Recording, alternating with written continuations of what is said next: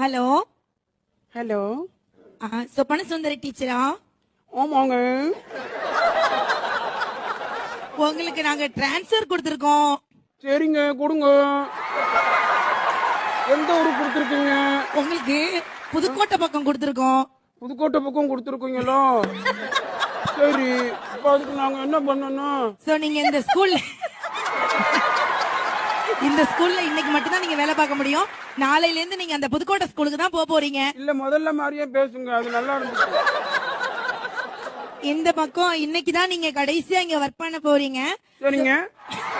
So நாளையில இருந்து நீங்க புதுக்கோட்டை அரிட்டாப்பட்டி அப்படிங்கிற ஒரு ஊருக்கு நீங்க ஜாப்ல ஜாயின் பண்ண போறீங்க.